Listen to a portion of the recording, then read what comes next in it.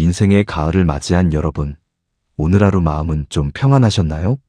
나이가 들어간다는 건 참 묘한 일입니다. 몸은 예전 같지 않아 조금만 움직여도 삐그덕거리고 눈은 침침해져서 바늘기 하나 꿰기도 쉽지 않습니다. 그런데 참 이상하게도 몸이 늙는 것보다 마음이 더 고단하게 느껴질 때가 많습니다. 특히 사람 때문에 그렇습니다. 젊었을 때는 그저 사람 만나는 게 좋았습니다. 주말이면 친구들과 어울려 산에도 가고 술잔도 기울이고 경조사란 경조사는 다 쫓아다니며 얼굴 도장을 찍어야 마음이 놓였습니다. 휴대전화에 저장된 이름이 많을수록 연말에 오는 안부 문자가 많을수록 내가 인생을 헛살지 않았구나 하고 뿌듯해하기도 했지요. 그런데 60이라는 고개를 넘고 70이라는 나이를 바라보는 지금은 어떠십니까? 솔직히 말씀드려보자면 이제는 사람 만나는 게 예전처럼 마냥 즐겁지만은 않습니다. 오히려 누군가 만나자고 전화가 오면 덜컥 겁부터 나고 약속을 잡아놓고도 당일 아침이 되면 그냥 몸 아프다고 핑계대고 나가지 말까? 하는 생각이 듭니다. 왜 그럴까요? 우리가 변덕스러운 노인이라서 그럴까요? 아닙니다. 우리는 이제 알게 된 겁니다. 수많은 인연 중에서 알맹이는 몇 개 없고 대부분은 내 에너지만 갉아먹는 쭉정이었다는 사실을 말입니다. 만나고 돌아오는 길에 마음이 풍성해지기는커녕 오히려 허탈하고 공허해서 한숨만 푹푹 내쉬었던 경험 다들 있으실 겁니다. 철학자 쇼펜하우어는 인간관계를 고슴도치들의 딜레마라고 했습니다. 추운 겨울날 고슴도치들이 서로 체온을 나누려고 모여듭니다. 그런데 너무 가까이 붙으면 서로의 날카로운 가시에 찔려 피가 나고 그렇다고 너무 멀어지면 추위에 덜덜 떨게 됩니다. 우리의 인생이 딱 이렇습니다. 젊은 날에는 추운 게 너무 싫어서 가시에 찔려 피가 나는 줄도 모르고 사람들 틈바구니에 섞여 살았습니다. 상처받고 배신당하고 속이 문드러져도 그래도 사람 사는 게 다 이런 거지 하면서 꾹꾹 참았습니다. 하지만 여러분, 이제 인생의 후반전입니다. 우리는 더 이상 추위를 겁낼 나이가 아닙니다. 오히려 가시에 찔리는 고통이 얼마나 끔찍한지, 내 영혼을 얼마나 피폐하게 만드는지 뼈저리게 아는 나이입니다. 가을이 되면 나무들은 겨울을 나기 위해 스스로 잎사귀를 떨어뜨립니다. 그 무성했던 잎들을 그대로 달고 있으면 수분이 빠져나가 겨울을 버티지 못하고 나무 자체가 죽어버리기 때문입니다. 우리 인생도 마찬가지입니다. 60세 이후의 삶은 채움이 아니라 비움이어야 합니다. 나를 병들게 하고 내 진을 빼놓는 썩은 가지들을 과감하게 쳐내야만 남은 인생을 건강하고 품격 있게 살아낼 수 있습니다.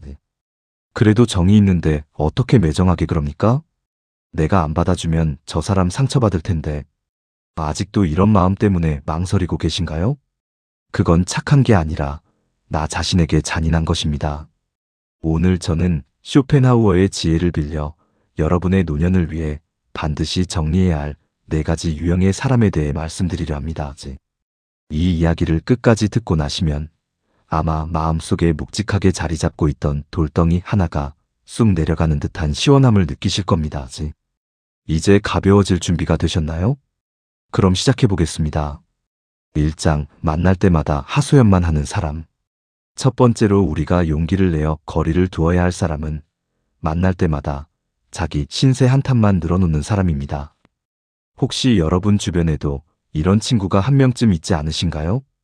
전화벨이 울려서 액정을 받는데 그 사람 이름이 뜨면 반가움보다는 가슴이 턱하고 막히는 그런 친구 말입니다. 전화를 받으면 인사도 하기 전에 본론이 시작됩니다. 아이고, 나 죽겠다. 며느리가 이번에 또 전화를 안 하네. 영감탱이가 밥상머리에서 또 잔소리를 해대는데 내가 못 살겠다. 옆집 김씨는 땅값이 올랐다는데 나는 왜 이 모양이냐? 처음에는 안쓰러워서 들어줍니다. 친구니까요. 그래, 네가 고생이 많다. 속상했겠다. 하고 맞장구도 쳐주고 위로도 해줍니다. 그런데 문제는 이 레퍼토리가 끝나지를 않는다는 겁니다. 1시간이고 2시간이고 수화기를 붙들고 자기 감정을 쏟아냅니다. 내가 내 이야기를 좀 하려고 하면 그건 됐고 내 말 좀 들어봐 하면서 말을 자릅니다. 이런 통화를 하고 나면 몸과 마음이 어떻게 되던가요? 귀는 뜨겁고 머리는 지끈거리고 온몸에 진이 다 빠져서 손가락 하나 까딱하기 싫어집니다. 마치 내 몸속에 있던 좋은 기운은 저 사람이 다 가져가고 자기가 가지고 있던 시커먼 먹구름을 내 마음에 쏟아붓고 간 것 같습니다. 이런 분들의 특징은 내가 아무리 좋은 해결책을 말해줘도 듣지 않는다는 것입니다. 그럼 이렇게 해보는 건 어때? 라고 조언을 해주면 아니야, 너는 몰라서 그래. 라며 다시 불평을 시작합니다. 사실 이분들은 해결을 원하는 게 아닙니다. 그저 자신의 마음속에 쌓인 부정적인 감정을 쏟아버릴 대상이 필요한 것입니다. 쇼펜하우어는 이런 사람들의 심리에 대해 이렇게 말했습니다. 내면이 빈곤한 사람은 혼자 있는 것을 견디지 못해 끊임없이 남을 찾아다닌다. 그들은 자신을 위로해줄 사람을 찾는 게 아니라 자신의 고통을 떠넘길 사람을 찾는다. 냉정하게 들리실지 모르지만 그들의 불행은 그들이 짊어지고 가야 할 몫입니다. 여러분이 대신 들어준다고 해서 그들의 인생이 나아지지 않습니다. 오히려 여러분이 계속 받아주니까 아, 여기는 내 하소연을 다 받아주는 곳이구나라고 생각하고 습관적으로 여러분을 찾게 됩니다. 젊을 때야 밤새워 친구의 고민을 들어줘도 툴툴 털고 일어날 수 있는 체력이 있었습니다. 하지만 60이 넘은 우리의 에너지는 이제 한정되어 있습니다. 내 몸 하나 건사하기도 벅찬데 남의 부정적인 감정까지 받아내기에는 우리 그릇이 너무 귀하고 소중합니다. 이런 관계를 계속 유지하는 것은 착한 심성이 아닙니다. 그것은 나 자신에 대한 미련한 혹사일 뿐입니다. 그 친구가 나빠서가 아닙니다. 단지 자신의 감정을 스스로 감당할 힘이 없어서 그런 것입니다. 하지만 그렇다고 해서 여러분이 그 짐을 대신 져야 할 이유는 없습니다. 이제는 조금씩 거리를 두는 연습을 하셔야 합니다. 전화가 오면 내가 지금 바빠서 길게 통화를 못해라고 짧게 끊으셔도 됩니다. 만나자고 하면 몸이 좀 안 좋아서 당분간은 쉬어야겠어 라고 거절하셔도 됩니다. 혹시 내가 거절하면 그 친구가 상처받을까봐 걱정되십니까? 여러분이 정중하게 거절했는데도 화를 내거나 떠나갈 사람이라면 그 사람은 여러분의 친구가 아니라 여러분의 귀를 이용하려 했던 사람일 뿐입니다. 나를 감정의 쓰레기통 취급하는 사람에게서 벗어나는 것. 그것이 내 남은 인생의 평화를 지키는 가장 첫 번째 걸음입니다. 2장, 걱정해주는 척하며 묘하게 깎아내리는 사람.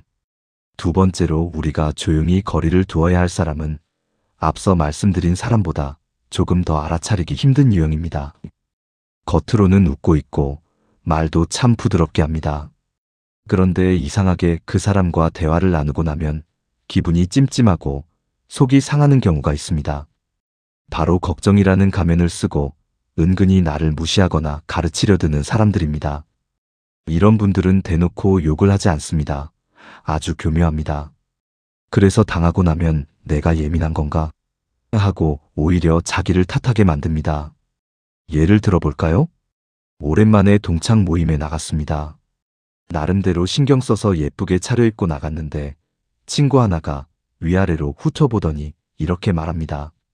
어머, 영수가 너 주름이 왜 이렇게 늘었어? 고생 많이 했나 보다. 나는 이번에 우리 딸이 비싼 화장품 사줘서 관리받는데 너도 관리 좀 해. 또는 자식 이야기를 하면서 은근히 비교를 합니다. 너희 아들은 아직 자리 못 잡았다며? 요즘 애들 참 힘들다더라. 우리 아들은 이번에 승진해서 내가 용돈 받기도 미안해 죽겠어. 어떻습니까? 듣기만 해도 속이 부글부글 끓지 않습니까? 이들의 말에는 공통적인 특징이 있습니다. 항상 다 너 잘되라고 하는 소린데 친구니까 솔직하게 말해주는 건데 라는 꼬리표를 답니다. 하지만 여러분, 속지 마십시오. 그건 여러분을 위한 조언이 아닙니다. 여러분을 깎아내림으로써 자신의 우월감을 확인하고 싶어 하는 것입니다. 나는 너보다 젊어. 나는 너보다 자식 농사 잘 지었어. 나는 너보다 돈이 많아. 이 사실을 확인받고 싶어서 안달이 난 사람들입니다. 지금의 모습이 조금 투박해 보일지라도 여러분이 흘린 땀과 눈물은 그 자체로 존경받아 마땅한 위대한 역사입니다. 그런데 감히 누가 그 귀한 삶을 함부로 평가하고 지적한단 말입니까? 쇼펜하우어는 이런 태도에 대해 아주 명쾌하게 말했습니다. 남을 함부로 평가하고 무시하는 것은 그 사람의 내면이 오만하고 빈약하다는 증거다. 진정으로 행복한 사람은 남을 깎아내릴 필요를 느끼지 않는다. 맞습니다. 자존감이 높은 사람은 남을 무시하지 않습니다. 자신이 이미 충만하기 때문에 굳이 남과 비교할 필요가 없기 때문입니다. 반대로 자존감이 바닥인 사람들이 남을 밟고 올라서야만 겨우 자신이 살아있다고 느낍니다. 그러니 여러분을 무시하는 그 사람은 사실 잘난 사람이 아니라 마음이 가난한 불쌍한 사람인 것입니다. 이런 사람을 계속 곁에 두면 여러분은 점점 작아집니다. 내가 인생을 잘못 살았나? 나는 왜 이렇게 초라한가? 하는 생각이 들면서 멀쩡하던 자존감에 생채기가 납니다. 이제는 단호해지셔야 합니다. 누군가 선을 넘는 발언을 하면 그냥 사람 좋은 척 웃어 넘기지 마십시오. 그렇다고 얼굴 붉히며 싸우라는 것이 아닙니다. 품격 있게 대처하십시오. 친구야, 너는 나를 생각해서 한 말이겠지만 듣는 나는 기분이 참 불편하네. 그런 비교는 안 했으면 좋겠어. 라고 눈을 맞추고 차분하게 말씀하십시오. 만약 그렇게 말했는데도 아니, 농담인데 왜 정색을 하고 그래? 라며 오히려 여러분을 이상한 사람 취급한다면 그때는 미련 없이 그 자리를 박차고 나오셔도 됩니다. 여러분의 존엄성을 해치면서까지 유지해야 할 관계는 이 세상에 단 하나도 없습니다. 나를 하찮게 대하는 사람에게 내 인생의 귀한 시간을 내어주는 것만큼 아까운 일은 없으니까요.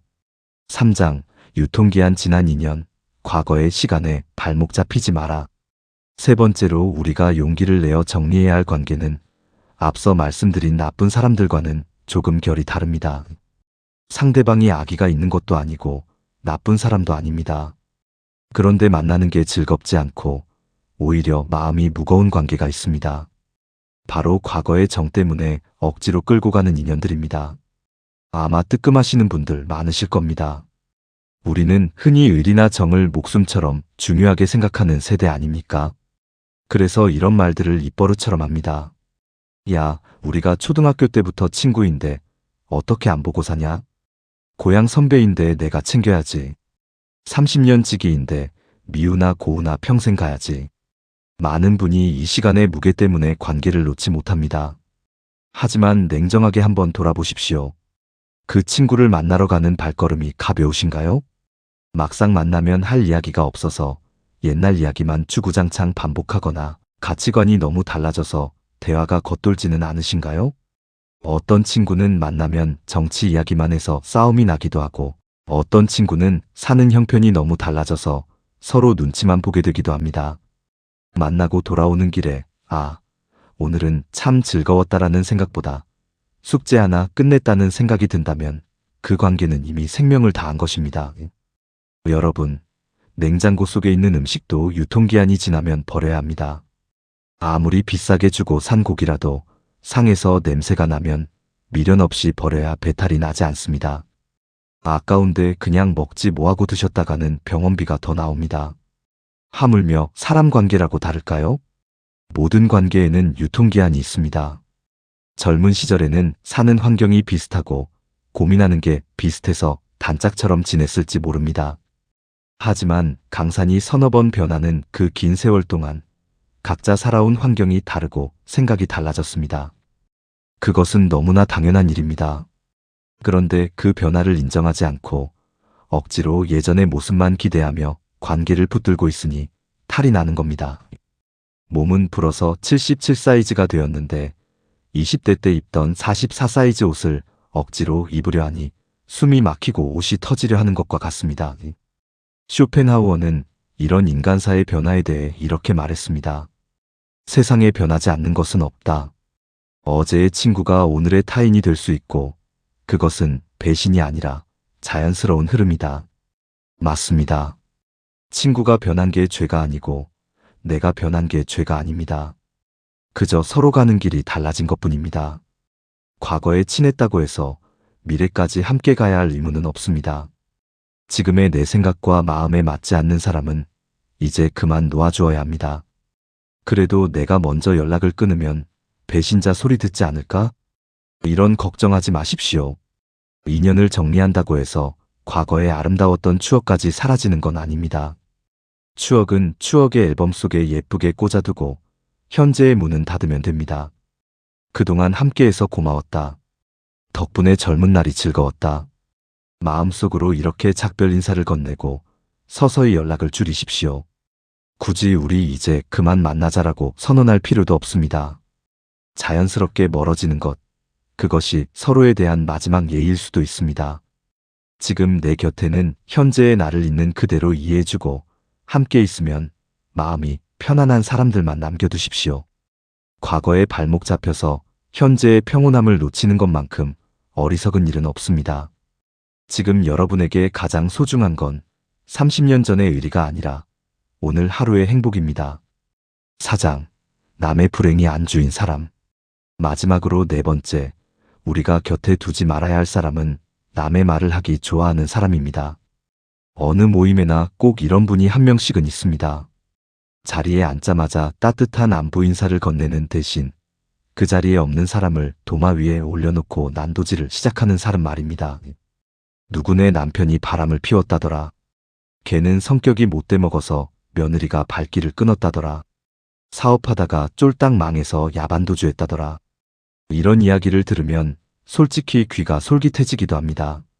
남의 집 사정을 엿듣는 것이 재미있기도 하고 같이 맞장구를 치며 욕을 하다 보면 왠지 모르게 우리가 더 끈끈해지는 것 같은 착각도 듭니다. 그래서 어머 정말 세상에 웬일이니 하며 같이 흥분해서 이야기를 나누곤 하지요. 하지만 여러분, 이것 하나만은 꼭 명심하십시오. 지금 여러분 앞에서 침을 튀기며 남 흉을 보는 그 사람은 다른 곳에 가서는 반드시 여러분 흉을 볼 사람입니다. 이건 예외가 없는 100% 확실한 공식입니다. 험담은 던지면 반드시 되돌아오는 부메랑과 같습니다.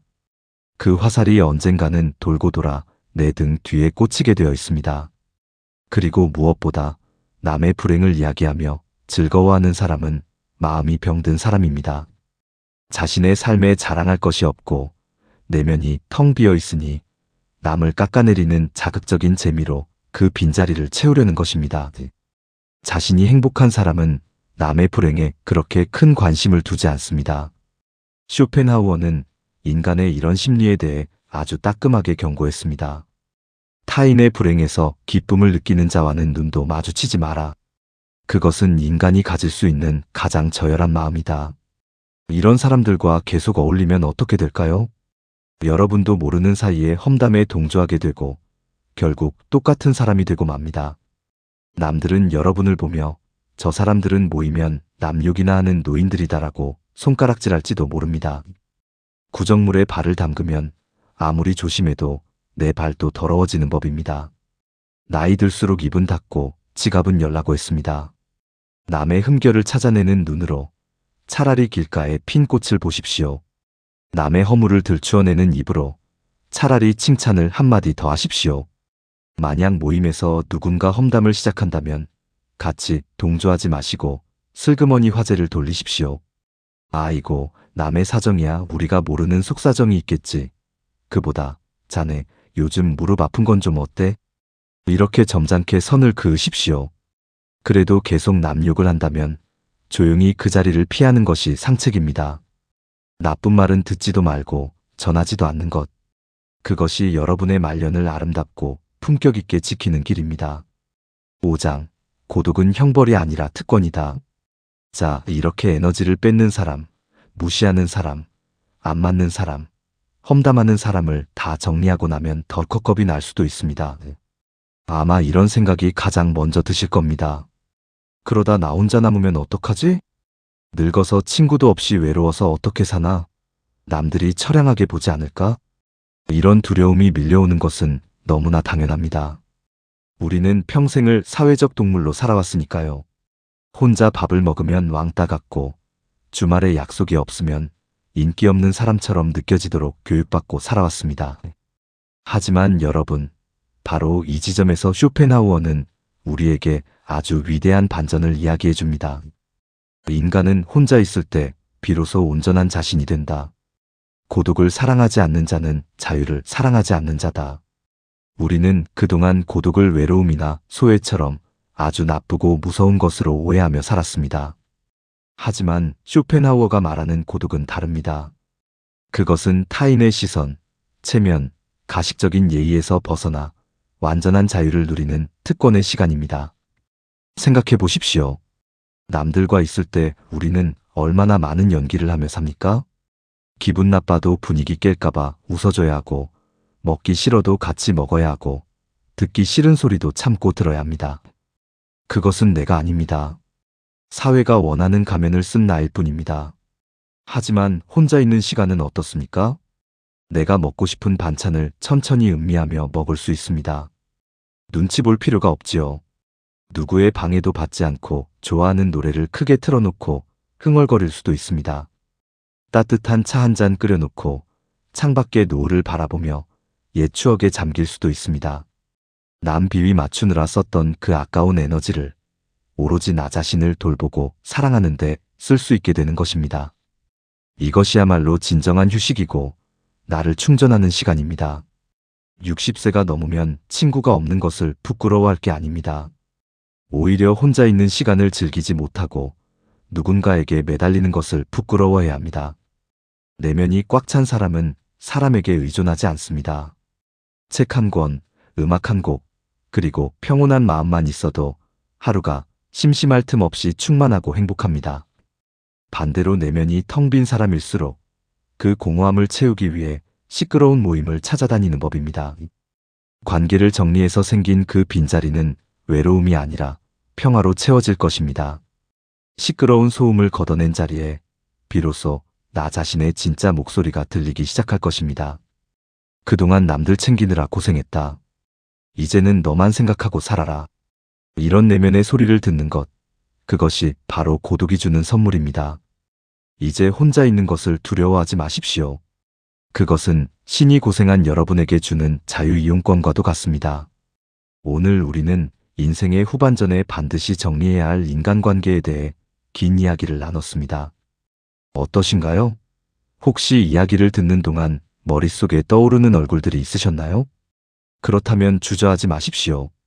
물론 수십 년을 이어온 인연을 끊어낸다는 것은 말처럼 쉬운 일이 아닙니다. 마음이 약해지고 내가 너무 매정한 건 아닌가 하는 죄책감이 들 수도 있습니다.